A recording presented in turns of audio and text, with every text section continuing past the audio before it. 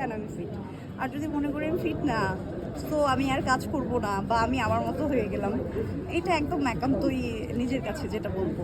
তবে ফিট থাকা প্রত্যেকটা মানুষের জন্য দরকার, আমি যেটা মনে করি। আপু আমি একটা প্রশ্ন করি, যে সেটা হচ্ছে অনেক নায়িকাদের দিকে নিজেদের ফিচারটা স্পেশাল খাবার মেনটেন করে জিম করে, অনেকে এরকম কোনো স্পেশাল কিছু মেনটেন করে?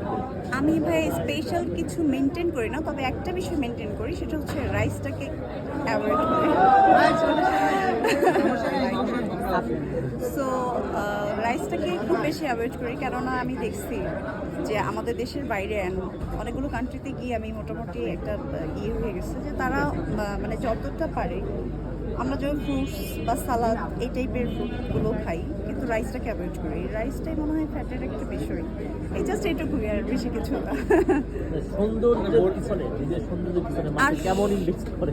না, আমি টোটালি আমি একটা কথা বলবো যে আমি আমার স্ক্রিনে কখনো, হয়তো বা যারা দেখতেছে তারা অনেকেই তাদের পার্লার আছে, অনেক কিছু আছে, কিন্তু না, তারা কেউ কখনো বলতে পারবে না যে আমি আমার স্ক্রিন বা সৌন্দর্যের জন্য এক্সট্রা ভাবে কোনো কিছু বা এই সেই।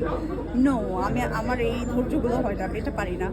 আমাকে আল্লাহ যা দিচ্ছে এটুকুই, যেটুকু করি এটা হচ্ছে বাসায় যেটুকু করার, কিন্তু সৌন্দর্যের পিছনে যে এক্সট্রা পার্লারিং বা এই যে এখন যেগুলো সার্জিক্যাল অনেক বিষয় আসছে, এটা এখনো করতে হয় নাই।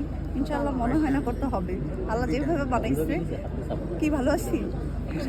ঠিক আছে, আচ্ছা আপু, মাসে মানে ইনকাম কত স্যালারি হলে আপনি সেই ছেলেকে বিয়ে করবেন? মাসিক ইনকাম মাসিক কত ইনকাম হলে একটা ছেলেকে বিয়ে করবো?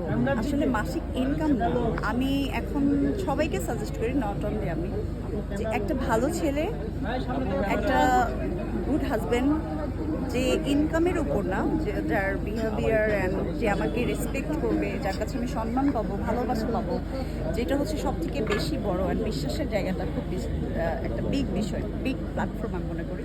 এটা যার কাছে পাবো তাকে আমি মনে করবো যে এটাই আমার জন্য পারফেক্ট একটা ছেলে। কিন্তু বিয়ে এই টাকার উপরে করবো এরকম কিছু না, তবে টাকা না হলে আবার বিয়ে করা যাবে।